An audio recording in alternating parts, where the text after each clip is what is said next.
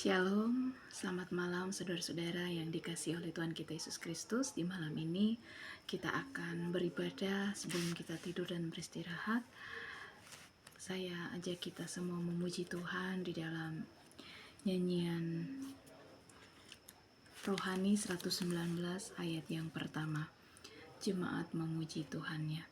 Jemaat memuji Tuhannya, mengingatkan karunia dengan syukur dan sukahati. Anugerah Tuhan memberkati jemaat yang didirikannya. Ayat yang ketiga. Ternyata kesungguhannya di dalam anak yang telah hendak menjadi juru selamat, dan Roh memimpin dengan hikmat jemaatnya di dunia. Mari kita satu dalam doa. Bapa di surga, kami mengucap syukur untuk ibadah yang akan kami laksanakan di saat ini. Biarlah Tuhan mau memberkati ibadah ini dari awal, pertengahan, bahkan akhir ibadah ini. Pertolongan kita adalah di dalam nama Tuhan yang menjadikan langit dan bumi dan yang tidak meninggalkan kita dalam kasih Kristus. Turunlah atas saudara-saudara sekalian kasih karunia dan damai sejahtera dari Allah Bapa dan dari Tuhan kita Yesus Kristus. Amin. Kita memuji Tuhan sekali lagi di dalam nyanyian Rohani 119 ayatnya yang ke-7, syukur dan puji bagimu. Syukur dan puji bagimu yang perjanjianmu teguh, beri kami yang terpelihara, memberi kepada kami saudara berkat dan selamat firman-Mu. Kita akan bermazmur bagi Tuhan. Kita sama-sama buka di dalam Mazmur 90. Mazmur 90 ayat 1 hingga ayat yang ke-17. Allah tempat perlindungan yang kekal. Doa Musa Habdi Allah. Tuhan, Engkaulah tempat perteduhan kami turun-temurun, sebelum gunung-gunung dilahirkan dan bumi dan dunia diperanakan. Bahkan dari selama-lamanya sampai selama-lamanya Engkaulah Allah. Engkau mengembalikan manusia kepada debu dan berkata, kembalilah hai anak-anak manusia, sebab di matamu 1000 tahun sama seperti hari kemarin apabila berlalu, atau seperti suatu giliran jaga di waktu malam.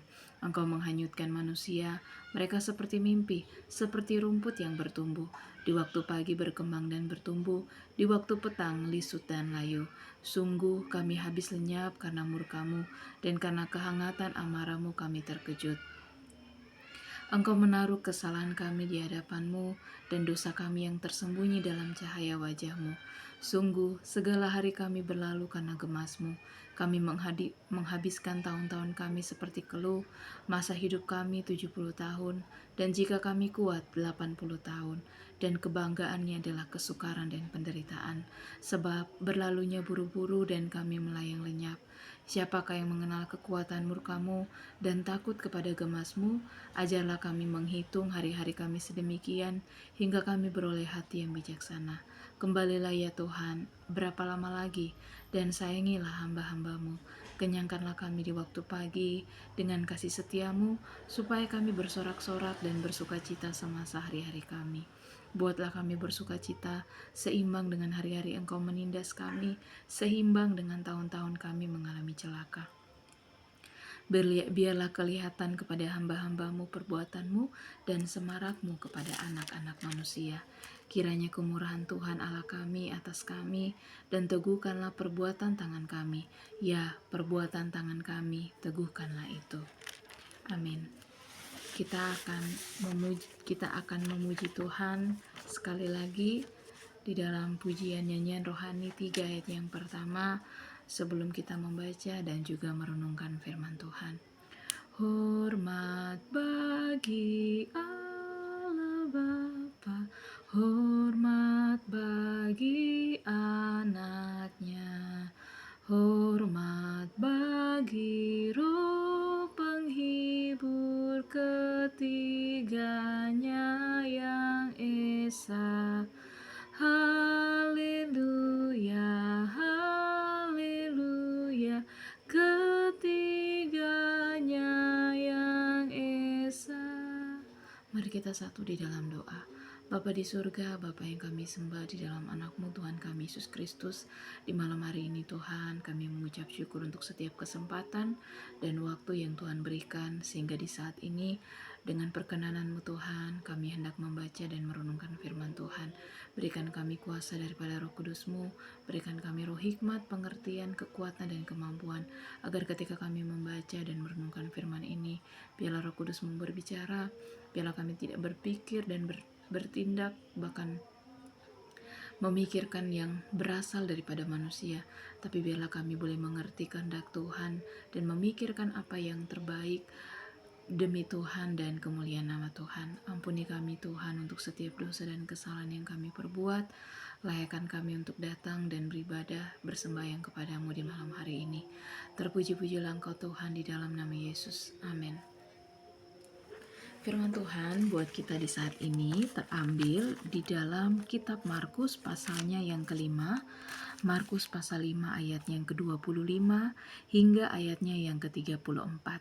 Markus 5 ayat 25 hingga ayatnya yang ke-34. Saya akan membacanya. Yesus membangkitkan anak Yairus dan menyembuhkan seorang perempuan yang sakit pendarahan. Adalah di situ seorang perempuan yang sudah 12 tahun lamanya menderita pendarahan. Ia telah berulang-ulang diobati oleh berbagai tabib, sehingga telah dihabiskannya semua yang ada padanya. Namun sama sekali tidak ada faedahnya, malah sebaliknya keadaannya makin memburuk. Dia sudah mendengar berita-berita tentang Yesus, maka di tengah-tengah orang banyak itu, ia mendekati Yesus dari belakang dan menjamah jubahnya. Sebab katanya, asal ku jamah saja jubahnya, aku akan sembuh. Seketika itu juga berhentilah pendarahannya dan ia merasa bahwa badannya sudah sembuh dari penyakitnya. Pada ketika itu juga Yesus mengetahui bahwa ada tenaga keluar dari dirinya. Lalu ia berpaling di tengah orang banyak dan bertanya, "Siapa yang menjamah jubahku?"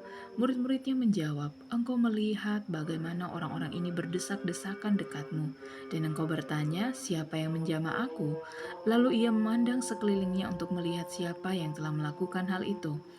Perempuan itu yang menjadi takut dan gemetar ketika mengetahui apa yang telah terjadi di atas dirinya, tampil dan tersungkur di depan Yesus dan dengan tulus memberitahukan segala sesuatu kepadanya. Maka katanya kepada perempuan itu, "Hai anakku, imanmu telah menyelamatkan engkau. Pergilah dengan selamat dan sembuhlah dari penyakitmu." Amin. Sekali lagi shalom. Kita di malam hari ini belajar di dalam Markus 5 ayat 25 hingga ayatnya yang ke-34. Saya mengambil cerita di sini, ada dua cerita, tetapi saya mengambil cerita tentang seorang perempuan yang sakit pendarahan. Saya percaya bahwa kita semua sudah pernah mendengarkan cerita ini, bagaimana perempuan ini mengalami pendarahan selama 12 tahun lamanya. Selama dia mengalami pendarahan ini, dia tidak berhenti begitu saja. Artinya dia tidak menerima keadaannya ini saja, kemudian tetap sakit-sakitan atau tinggal tetap di rumah. Tetapi kita membacanya tadi, dia berulang-ulang diobati oleh berbagai tabib. Artinya wanita ini sudah melakukan banyak usaha. Dia berobat dengan berbagai tabib, dia mencoba segala pengobatan dan dikatakan sama sekali tidak ada faedahnya, malah sebaiknya makin memburuk. Nah, kemudian dia mendengar cerita orang-orang bahwa ada Yesus, bahwa Yesus ini sanggup untuk melakukan mujizat. Nah, tapi sebelum sampai di situ, saya ingin kita refleksi dulu pada kehidupan kita. Apakah kita juga sama, juga mengalami apa yang dialami wanita pendarahan ini? Mungkin Kita juga mengalami sakit yang lama, sakit yang kita juga mungkin sudah berusaha dengan banyak segala hal, tapi mungkin kita juga tidak mengalami kesembuhan seperti yang kita harapkan. Atau mungkin kita tidak mengalami sakit seperti yang dialami oleh wanita ini, tapi kita juga memiliki pergumulan-pergumulan yang sedang kita nantikan kepada Tuhan. Mungkin pergumulan tentang pekerjaan kita, tentang keuangan kita, tentang keturunan, tentang pasangan hidup, tentang apapun itu. Nah, saya sedang mengambil tema di pembacaan firman Tuhan tadi adalah stuck. Stuck, apakah di antara kita juga mengalami stuck? Stuck itu adalah keadaan di mana kita tidak mengalami kemajuan. Kita tetap saja di tempat.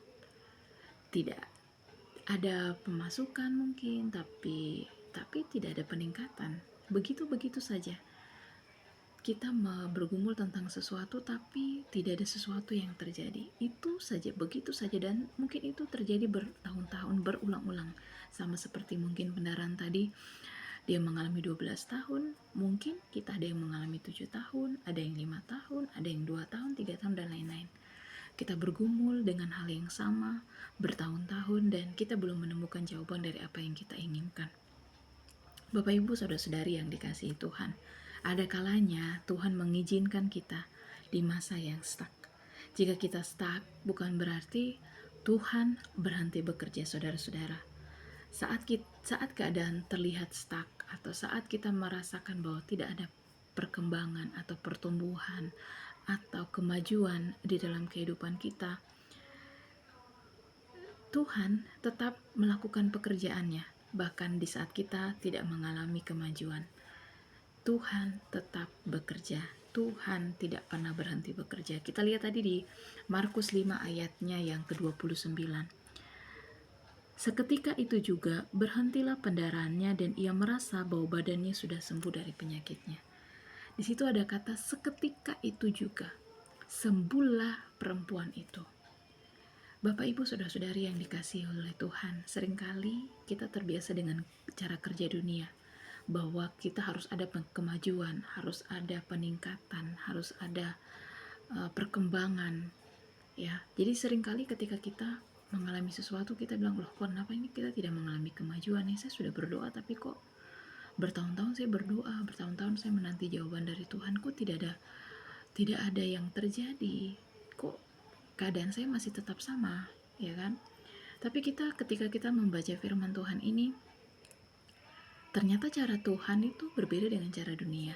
Tuhan sanggup membuat mujizat seketika itu juga, sama seperti dengan perempuan yang dialami oleh wanita ini.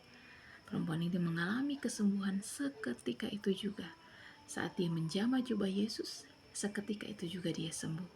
Artinya apa? Seringkali kita ngotot sama Tuhan. Pokoknya Tuhan, saya mau begini.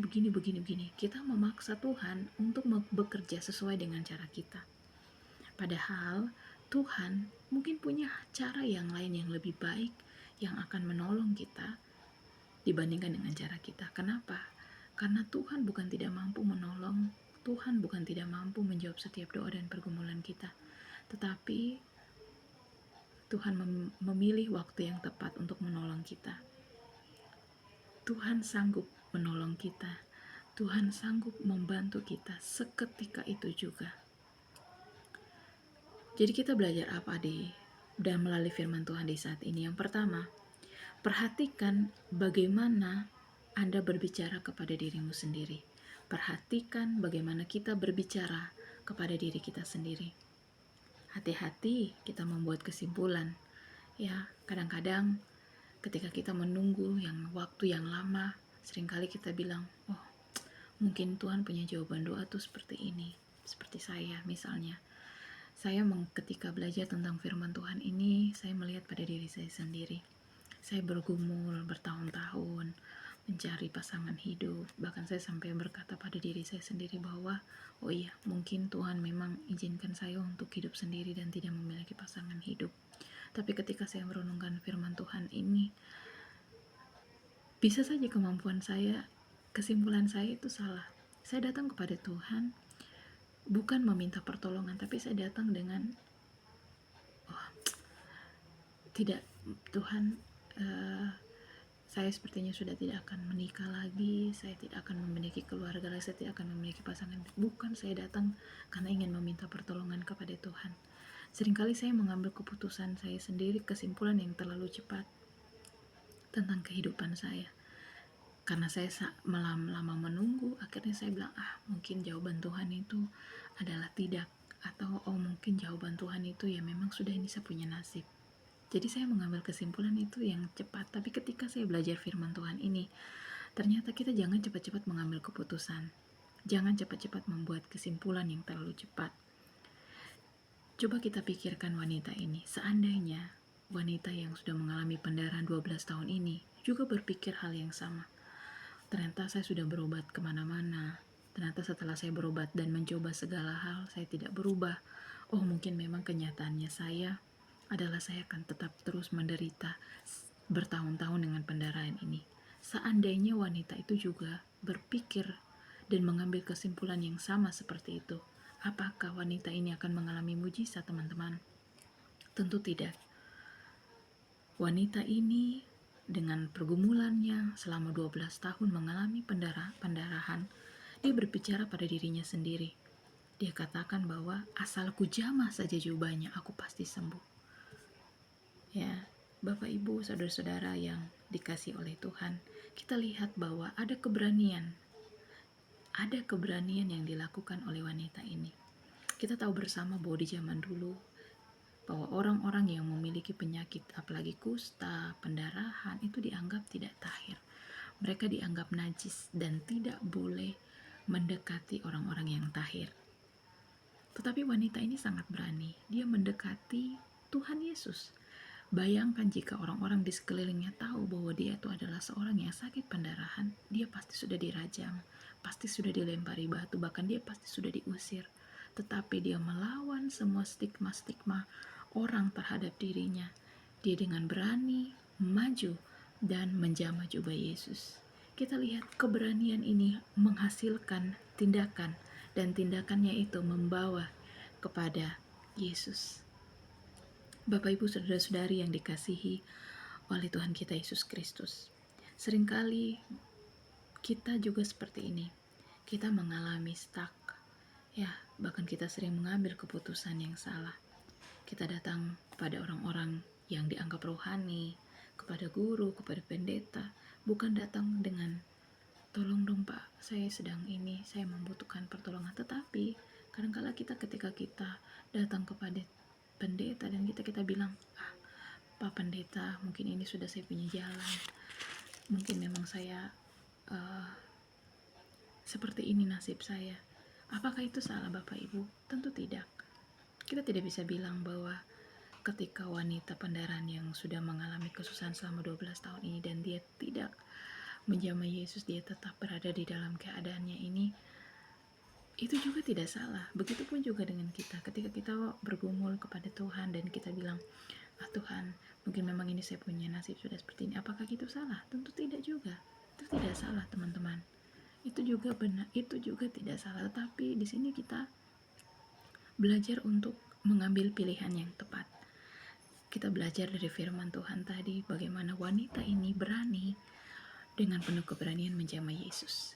Dia mengubah mindsetnya, dia berbicara kepada dirinya sendiri bahwa dia pasti bisa sembuh. Saudara-saudari yang dikasihi oleh Tuhan kita Yesus Kristus, narasi yang salah akan membuat kita tawar hati, dan orang yang tawar hati pasti orang yang lemah, dan orang yang lemah pasti kalah. Kita belajar kepada perempuan tadi, tidak tawar hati terhadap masalah, tidak tawar hati kepada Tuhan, tapi belajar untuk berani, belajar untuk tetap maju, belajar untuk bangkit. Kita juga punya banyak contoh tokoh-tokoh yang besar, pahlawan-pahlawan yang besar, bagaimana mereka hidup dan mereka berani mengambil kesimpulan yang benar atas kehidupannya. Kita lihat pada Daud. Kita lihat Daud ketika dia mengalami pergumulan di dalam Mazmur 42 ayat 6-7, dia berkata bahwa berharaplah sekali lagi kepada Allah, karena Allah pasti akan menolongmu. Yang dilakukan oleh Daud adalah dia memperkatakan firman Tuhan. Dia memperkatakan hal-hal yang baik di dalam dirinya. Misalnya kita bisa bilang kepada diri kita sendiri, Tuhan belum selesai dengan saya. Tuhan itu adalah gembalaku, takkan kekurangan aku. Tuhan merancangkan hari depan yang pasti dengan penuh damai sejahtera. Tuhan turut bekerja dalam segala sesuatu untuk mendatangkan kebaikan atau berkat dalam kehidupan saya. Ketahuilah hai jiwaku, dengarlah hai jiwaku, Tuhan belum selesai denganmu. Kita bisa mengatakan hal-hal yang positif dalam diri kita. Ketika pikiran-pikiran negatif itu muncul, ketika sesuatu itu datang dan membuat hati kita menjadi tawar dan kita menjadi lemah, kita bisa memperkatakan firman Tuhan. Kita harus memperhatikan narasi, pikiran, cerita, atau kata-kata yang akan kita bangun di saat-saat musim yang kita alami saat ini. Sekalipun keadaannya masih tetap sama, sekalipun kita merasa tidak ada peningkatan, tetapi memperkatakan hal yang baik dalam diri kita, memperkatakan firman Tuhan itu sangat penting di dalam kehidupan kita. Jadi hal yang pertama yang harus kita pelajari adalah perhatikan bagaimana kita berbicara kepada diri kita sendiri. Karena apa yang kita pikirkan dan kita sampaikan kepada diri kita sendiri itu menentukan kehidupan kita ke depan. Yang kedua, kita belajar di dalam Markus 5 ayat yang ke-34. Maka katanya kepada perempuan itu, "Hai anakku, imanmu telah menyelamatkan engkau. Pergilah dengan selamat dan sembuhlah dari penyakitmu." Ketika Tuhan Yesus mengetahui bahwa ada tenaga yang keluar dari tubuhnya, dia mencari siapa ini. Dan wanita ini datang, dia berani, dia menunjukkan, dan dia tersungkur di depan Yesus. Tuhan Yesus tidak marah kepadanya, tapi Tuhan Yesus menghargai keberanian daripada wanita ini. Tuhan Yesus katakan bahwa imanmu yang telah menyelamatkan engkau. Hal kedua yang kita pelajari di saat ini adalah kita belajar untuk berani mengambil resiko. Wanita pendaraan ini mengambil resiko ketahuan menyentuh orang yang tahir atau orang yang sehat. Dia pasti akan dikucilkan, dia pasti akan dihukum, bahkan dia pasti akan diusir. Tetapi perempuan ini tidak memikirkan itu. Ya, dia melangkah dengan penuh resiko. Bahkan kalau saya katakan tadi, seandainya wanita ini tetap diam dan menerima kenyataan, apakah itu salah? Tentu tidak. Tapi wanita ini dia lebih memilih untuk saya harus maju, saya harus berani mengambil resiko. Apapun yang akan terjadi ke depannya, saya harus berani ambil resiko. Dan pilihan ini membuat dia mengalami mujizat daripada Tuhan. Kita pun juga seperti itu. Kita diperhadapkan dengan banyak-banyak pilihan. Ketika kita memilih untuk tetap hidup susah, ketika kita memilih untuk tidak berkembang, menerima keadaan dan kenyataan, ya sudahlah, kalau memang saya harus sakit, ya sudah, saya sakit saja. Itu juga tidak salah. Tapi kita belajar dari firman Tuhan ini hari ini, bagaimana wanita ini berani mengambil resiko, mengambil tindakan iman, dan pada akhirnya dia mengalami mujizat. Mari saudara-saudara yang dikasihi oleh Tuhan, kita harus belajar dari firman Tuhan saat ini. Saya mengatakan bahwa kita harus berani ini bukan percaya pada diri kita sendiri, tetapi kita lihat bagaimana wanita ini mengambil resiko, bukan karena serta-merta dia percaya diri bahwa dia bisa sembuh, tidak, tetapi fokusnya hanya kepada Yesus, bahwa dia yakin ketika dia jamah Yesus, maka Yesus pasti akan menolongnya. Begitupun dengan kita. Kita berani mengambil resiko. Hari-hari ini saya tidak tahu apa yang saudari alami, dan tentunya juga saya saat ini mengalami pergumulan, dan saat ini saya juga sedang belajar sebenarnya apa yang Tuhan mau, resiko apa, resiko iman seperti apa yang hendak Tuhan ajar buat saya, sehingga saya mengalami musim ini dan mengalami perubahan di dalam kehidupan saya. Saya pun juga sedang menanti teman-teman. Saya pun juga berdoa buat teman-teman semua sekalian yang juga saat ini sedang bergumul, baik itu pergumulan pasangan hidup, keturunan, keluarga, pergumulan keuangan, pergumulan pekerjaan, ataupun pergumulan apapun yang dihadapi oleh teman-teman saat ini. Kita belajar bahwa mengambil resiko iman itu sangat penting. Ketika kita hidup mengambil resiko iman, kita berani memiliki tindakan iman, maka kita akan mengalami mujizat seperti yang dialami oleh wanita tadi. Ketika kita percaya hanya kepada kemampuan kita sendiri, tentu kita akan jatuh. Tetapi ketika kita memfokuskan kepercayaan diri kita kepada Tuhan, bahwa kita yakin bahwa Allah kita itu sanggup menolong kita, bahwa Allah kita itu tidak pernah berhenti bekerja mendatangkan kebaikan atas kehidupan kita, maka kita akan mengalami mujizat daripada Tuhan. Kita belajar bahwa ada pahlawan-pahlawan juga yang berani mengambil resiko iman. Kita lihat yang pertama Abraham. Kita tahu ceritanya, ya, dia itu menanti Ishak sangat lama, berpuluh-puluh tahun. Bahkan sampai kita tahu bahwa Sarah ini sampai dia sudah tidak lagi haid. Tetapi Tuhan sanggup memberikan anak keturunan kepada Abraham. Setelah dia memiliki anak, Tuhan mengujinya lagi dengan cara dia meminta mempersembahkan Ishak. Dan kita lihat bersama bahwa Abraham mengambil resiko iman, dia hampir membunuh anaknya. Ya, kita lihat di situ ada resiko iman yang dilaksanakan oleh Abraham. Yang kedua ada Rahab. Kita tahu ceritanya bersama-sama bagaimana Rahab ini menolong pengintai-pengintai daripada bangsa Israel. Dia bisa saja dibunuh. Dia tahu bahwa ketika dia menolong orang Israel, maka dia pasti akan dibunuh oleh bangsanya sendiri. Tetapi dia memilih untuk menyelamatkan pengintai-pengintai itu. Resiko iman yang dia ambil membuat dia menjadi selamat. Dia menyelamatkan dirinya dan juga keluarganya. Yang ketiga kita belajar tentang Daud. Daud, ya, berani melawan Goliat. Dia tahu Goliat itu besar, lebih besar ukurannya daripada dia, tapi dia mengambil resiko iman bahwa dia pasti akan menang. Dan dia menang. Yang keempat kita belajar tentang Daniel. Kita tahu ceritanya bersama bagaimana Daniel masuk ke gua singa dan dia menang. Sadrak, Mesak, dan Abednego juga begitu. Ketika mereka diperhadapkan untuk menyembah patung-patung yang didirikan oleh Raja Nebukadnezar saat itu, mereka tidak mau. Mereka memilih untuk mempercayai Tuhan sehingga mereka masuk di dalam perapian yang menyala-nyala. Tetapi resiko iman yang mereka ambil justru menyelamatkan kehidupan mereka.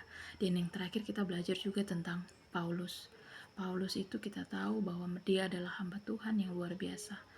Dia memberitakan Injil, bahkan dia rela menderita kelaparan, masuk dalam penjara, bahkan kita tahu bahwa dia mati di Rajam Batu. Bapak Ibu, banyak sekali pahlawan yang kita pelajari di dalam Alkitab, bagaimana mereka berani mengambil resiko iman. Ya, seringkali jarak antara kita dan terobosan kita adalah resiko iman. Kita takut untuk mengambil resiko iman. Kita takut untuk melakukan terobosan.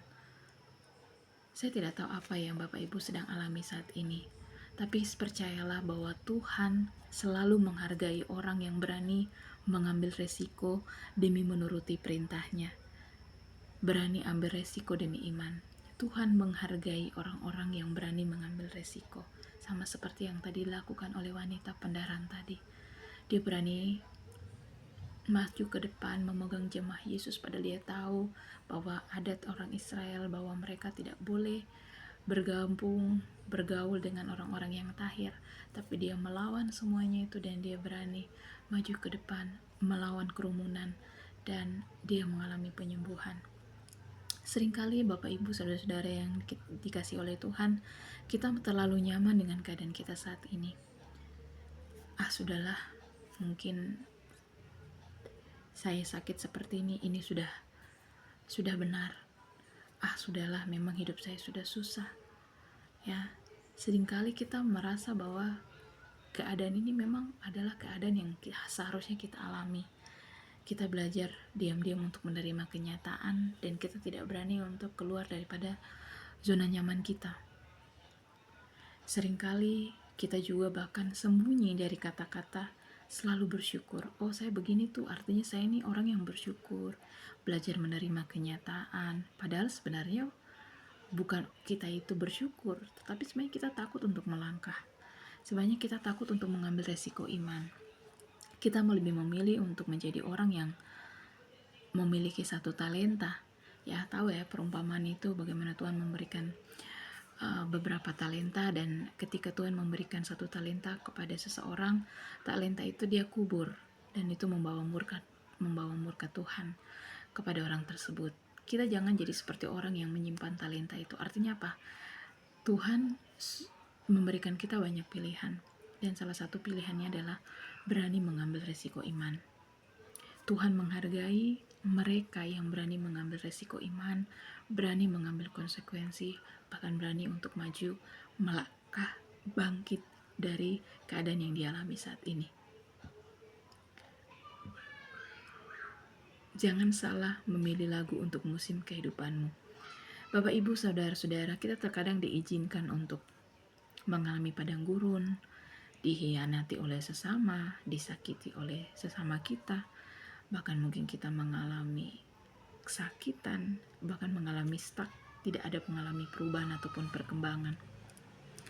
Kita berdoa, tapi seakan-akan Tuhan tidak ada dan tidak menjawab doa-doa kita. Tapi percayalah bahwa musim itu akan berganti. Tidak selamanya apa yang kita alami saat ini akan terus dan terus. Kita tahu cerita Yusuf, bagaimana Yusuf dia tahu bahwa dia akan menjadi seorang penguasa, tetapi dia mengalami pergumulan yang berat. Dia menjadi budak, dia bahkan di penjara, ya. Dia mengalami keadaan yang stuck, dan itu butuh waktu yang lama sampai dia bisa menjadi seorang pengusaha. Tapi dalam masa-masa stuck yang dialami, dalam musim-musim yang dialami oleh Yusuf, dia tidak berhenti untuk mengambil resiko iman, untuk tetap menjadi kepercayaannya Tuhan. Bapak, Ibu, Saudara-saudari yang dikasihi oleh Tuhan, mungkin saat ini kita sedang mengalami masa yang disebut masa rest atau masa istirahat. Tetapi di dalam masa istirahat ini, marilah kita tetap mencari Tuhan. Marilah kita tetap mendekat kepada Tuhan. Jangan menjadi tawar hati, jangan menjadi marah kepada Tuhan dan menjauhi Tuhan. Tapi mari kita tetap mencari Tuhan, kita tetap mendekatkan diri kita kepada Tuhan, kita tetap berdoa, menyembah kepada Tuhan. Bahkan kita memikirkan hal-hal yang baik. Kita berani mengambil resiko dan mengisi pikiran kita dengan hal-hal yang positif. Dan di akhir daripada firman Tuhan ini, saya ingin kita memuji Tuhan yang berkata, bersama Yesus lakukan perkara besar, bersama Yesus tidak ada yang sukar, bersama Yesus ada jalan keluar untuk masalahmu, untuk masalahku, untuk masalah kita semua. Sekali lagi saudara-saudara yang dikasih Tuhan, percayalah musim itu akan berganti. Tuhan akan menolong kita untuk tetap bangkit, dan berkat daripada Tuhan akan terus menyertai kita. Pilihlah kata-kata yang tepat untuk mengisi hati kita, untuk mengisi musim yang kita alami saat ini. Berbicaralah kepada diri kita dengan hal yang baik. Percayalah bahwa bersama dengan Tuhan kita sanggup melakukan perkara-perkara yang sulit, perkara-perkara yang besar. Dan mengambil resiko ataupun tindakan iman itu akan menolong kita semakin dekat dengan mujizat yang berasal daripada Tuhan. Tuhan Yesus memberkati kita dengan firman Tuhan di saat ini. Amin. Kita akan berdoa. Sebelum kita mengakhiri ibadah ini, mari kita satu di dalam doa. Kita berdoa. Bapa di surga, terima kasih untuk firman Tuhan yang boleh kami renungkan di malam hari ini. Bagaimana wanita pendarahan 12 tahun ini boleh mengalami kesembuhan yang dari Tuhan. Sekalipun dia mengalami pendarahan selama 12 tahun, tetapi dia tidak diam dan berhenti di situ saja. Dia mengambil resiko iman, dan tindakan yang dia ambil itu Tuhan membuat dia mengalami mujizat daripada Tuhan. Kami juga saat ini mengalami masa yang sulit Tuhan, tapi kami percaya bahwa kami tidak akan terus berada di dalam masa yang sulit ini. Ketika kami berani mengambil resiko, bahkan ketika kami memikirkan hal-hal yang baik, yang kami percaya bahwa Tuhan sanggup menolongnya. Tuhan tidak pernah berhenti bekerja untuk mendatangkan kebaikan dalam kehidupan kami, baik itu pergumulan, jodoh, pasangan hidup, keuangan. Kami percaya bahwa Tuhan tidak pernah berhenti bekerja. Tuhan terus akan menolong bahkan memberikan damai sejahtera bagi kehidupan kami. Dan apa yang kami perlukan, Tuhan pasti akan jawab dan tolong. Kami serahkan seluruh pergumulan kehidupan kami, bahkan kehidupan kami selanjutnya hanya kepadamu.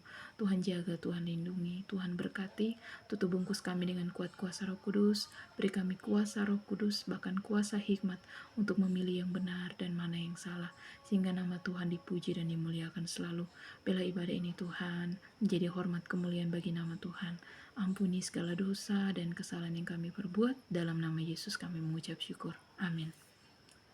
Kita akan mengakhiri ibadah kita di malam hari ini dengan memuji Tuhan di dalam nyanyian rohani 19, berkati dan lindungi kami. Berkati dan lindungi kami,